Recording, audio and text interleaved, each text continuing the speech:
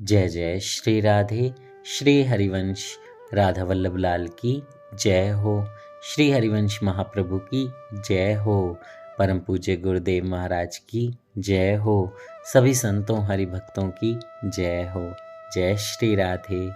बहुत बहुत स्वागत है आपका हमारे चैनल में, जहाँ पे हम बहुत ही प्यारे दिव्य चरित्रों का श्रवण कर रहे हैं। और वो चरित्र हैं जो हरिवंश महाप्रभु के कृपा पात्र हैं, जो हम रसिक अनन्यमाल से श्रवण कर रहे हैं। ऐसे ही बहुत सुंदर एक चरित्र गोविंद दास जी का जीवन जो चरित्र है वो हम श्रवण करेंगे। तो बोलिए गोविंद दास महाराज की जय हो। लेकिन श्रवण करने से पहले आइए दोहा पढ़ लेते हैं। प्रभु आगे मुरली बजे, तुम आगे तलवार, और कछु होनी नहीं, यही बात निर्धार। प्रभु सेवा में निपुण ज्यों, त्यों व्यवहार ही जान, भगवत डर्यो न साहसों, हरि प्रताप उर आन। जय श्री राधे। श्री हरिवंश गोविंद दास जी की जय हो। गोविंद दास जी हरिदास तूंवर जी के छोटे भाई थे। कल हमने हरिदास तूंवर जी का चरित्र श्रवण किया था। आज हम उनके छोटे भाई का चरित्र कर रहे हैं, गोविंद दास जी। इन्होंने अपने भाई की भांति ही श्रीहित धर्म का बड़ी दृढ़ता के साथ निर्वाह किया था। गृहस्थ धर्म में रहने के साथ साथ श्रीहित धर्म के अनन्य उत्कट व्रत का सक्रिय पालन करके इन्होंने दिखा दिया था कि ये बड़े रसिक अनन्य भक्त थे। जिस दिन से इन्होंने गुरु की शरण प्राप्त की थी, उसी दिन से इन्हें संसार की असारता का संज्ञान हो गया था। इन्होंने अपना तन मन धन सब कुछ श्री राधा वल्लभ लाल जी के चरणों में रख दिया था और हरि गुरु साधु सेवा को इन्होंने एकमात्र कर्तव्य बना लिया था। इन्होंने अपने घर में ही श्री जी की सेवा विराजमान की हुई थी। ये उनका श्रीहित पद्धति के अनुसार लाड लड़ाया करते थे। ये उनका समय और ऋतु के अनुसार भोग लगाते थे और उनके नित्य नैमित्तिक सभी उत्सवों को बड़े उत्साह के साथ मनाया करते थे। ये तत्कालीन बादशाह के सम्मान्य मनसबदार थे। खीरहटी परगने की जागीरदारी इन्हें पैतृक संपत्ति के रूप में मिली हुई थी। इसी परगने के बिहारीपुर गांव में राजऋषि नाम के विख्यात ये महाविरक्तपूर्ण जीवन व्यतीत किया करते थे। गोविंद दास जी अपने समय के एक अद्वितीय वंशी वादक थे। जय हो। बहुत ही प्यारी कृपा विशेषता यह थी कि ये अपनी मुरली एकमात्र अपने इष्ट को ही सुनाते थे। अहो, अन्य किसी को नहीं, यह इनका प्रण था। इनकी इस संगीत प्रियता के कारण गायक साधुजनों के साथ साथ अन्य गुणीजनों को भी भीड़ इनके यहाँ लगी ही रहती थी और प्राय प्रतिदिन इनके सेव्य के समक्ष विविध वाद्य यंत्रों के साथ समाज गायन का आयोजन होता ही रहता था। एक बार बादशाह ने इन्हें दिल्ली बुलाया। बादशाह के प्रिय पात्र होने के कारण इन्हें दिल्ली तो जाना पड़ा, किंतु ये अपने इष्ट की सेवा अपने साथ ही ले गए। ये दिल्ली में ही लगभग 4 घंटे तक अपने इष्ट की अनुराग सहित सेवा करने एवं प्रसाद ग्रहण करने के बाद ही दरबार में उपस्थित होते थे। यह इनका दैनिक नियम था। इनकी वंशी वादन की कला तो विख्यात ही थी, इसके साथ ही अपने इष्ट के सामने ही वंशी बजाने का इनका प्रण भी सभी को ज्ञात हो चुका था।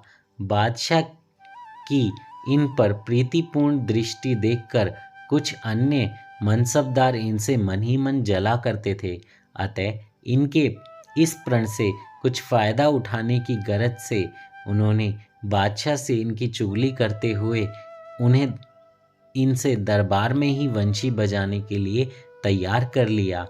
एक दिन बादशाह ने इनसे कहा कि हमने सुना है आप बहुत अच्छी मुरली बजाते हैं। हमारी इच्छा है आप आज दरबार में ही वंशी बजाएं और हम सभी को स्वर लहरियों में डूबने का आनंद लाभ प्रदान करें। गोविंदास जी तो अपने इष्ट के अनन्य भक्त थे। ये निर्भीक होकर बादशाह से बोले कि महाराज, मेरी मुरली तो मुरलीधर जी के सामने ही बजती है और उन्हीं के आगे ही बजेगी, आपके आगे तो तलवार बजा करती है।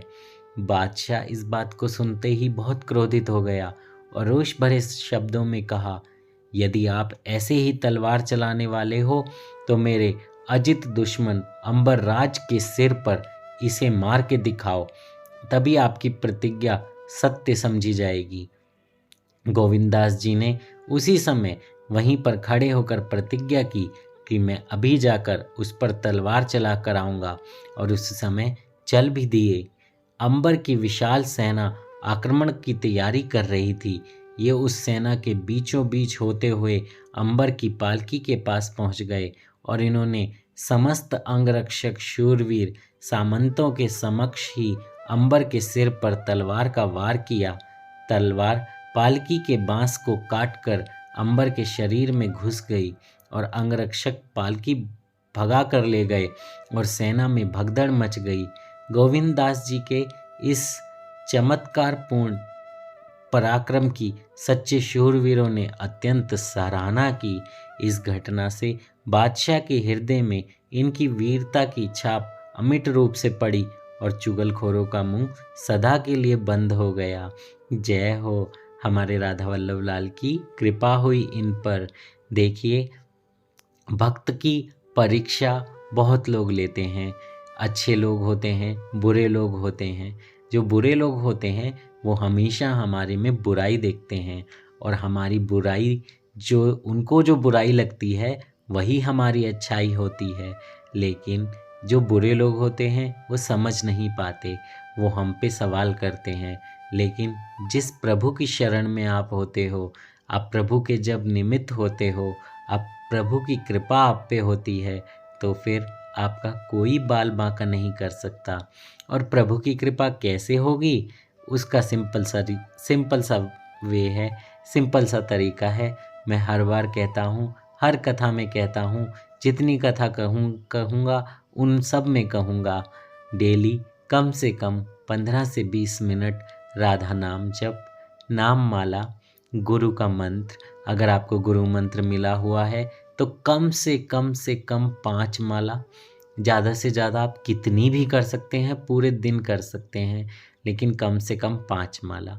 अगर आपको नाम नहीं मिला है तो आप नियमित रूप से माला पे राधा नाम या फिर कृष्ण नाम, जो आपको प्रिय हो। राधा नाम वैसे बहुत प्रिय है, आप एक बार जपना शुरू कीजिए, राधा नाम की कृपा अपने आप हो जाएगी। ये आप ज़रूर करें। ये आप करेंगे तो भगवान आपके समीप आएंगे, करीब आएंगे, आप पे कृपा होगी, बहुत कृपा होगी। जब भगवान की शरण में आप होते हैं तो कोई आपकी कितनी भी चुगलियाँ करे, कितनी भी शिकायत करे, कितने भी आप पे सवाल खड़े करे, भगवान आपकी लाज कभी नहीं गिरने देते, क्योंकि आप भगवान के सम्मुख हो गए। और जब भगवान के सम्मुख हो जाते हैं तो ऐसा कह लीजिए कि आपकी लाज उनकी लाज। तो अगर कोई आपकी लाज पर उंगली उठाएगा तो भगवान की लाज पर भी उंगली उठेगी। मैं भी अपने युगल सरकार से घर पे यही कहता हूँ, देखो ये आपके हाथ में है, आप संभालो, मेरा कुछ नहीं है। अगर कोई कुछ बोलेगा तो आपको ही बोलेगा, मुझे नहीं बोलेगा। मुझे बोलेगा तो आपको ही लगेगा। तो वो मेरी लाज ज़रूर रखते हैं, हमेशा से रखते आए हैं, आज तक रखी है, और मुझे भरोसा है कि वो आगे भी रखेंगे। जय श्री राधे।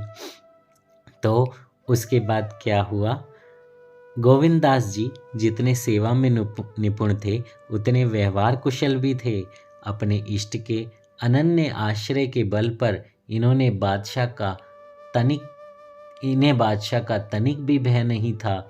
जिन बादशाह के सेवकों से बड़े बड़े राजा महाराजा डरते थे, गोविंदास जी ने उन्हें गोविंद के बल पर तिनके के समान भी नहीं गिना। देखा, आ गई ना बात कि गोविंद के बल पर तिनके के समान भी नहीं गिना। तो जहाँ गोविंद का बल है वहाँ किसी और का बल काम नहीं आता। तो अपनी युगल सरकार के बल पर, अपने राधा वल्लभ लाल के बल पर आप भी डरिए नहीं, नाम जप कीजिए, माला कीजिए, प्रभु आपकी खुद रक्षा करेंगे। इनके भ्राता, पुत्र आदि सभी परिवार जन परम रसिक अनन्य व्रत के पालन करता थे और ये सदैव भजन में लीन रहते थे। कुल और जाति धर्म की उपेक्षा करके गोविंददास जी ने अपने गुरु की आज्ञा से अपनी पुत्री को अपने से नीची जाति परिवार में दे दिया, किंतु श्रीहित जी महाराज के श्रीहित धर्म की अनन्यता की रक्षा करके परमार्थ की स्थापना की। जय जय श्री राधे श्री हरिवंश। बहुत प्यारा चरित्र है, आप भी ज़रूर सुनिएगा और आपके फैमिली फ्रेंड्स जो लोग भी थोड़े बहुत भी अगर भजन करते हैं तो उन्हें ये कथाएं ज़रूर भेजिएगा। कहते हैं जब संतों का चरित्र हम श्रवण करने लगते हैं तो भक्ति महारानी की कृपा अपने आप हो जाती है, अपने आप भक्ति बढ़ने लगती है। तो कथा को ज़रूर शेयर कीजिएगा और लाइक और सब्सक्राइब भी कीजिएगा। जय श्री राधे श्री हरिवंश। और हाँ, एक बात और, नीचे डिटेल में जो वीडियो का डिटेल है उसमें प्लेलिस्ट का लिंक दिया है, आप पिछले चरित्रों का श्रवण भी कर सकते हैं। जय श्री राधे श्री हरिवंश। राधा वल्लभ लाल की जय हो, सभी संतों हरि भक्तों की जय हो, आज के आनंद की जय हो। जय श्री राधे श्री राधे श्री राधे। सभी संत जनों को मेरा दंडवत प्रणाम।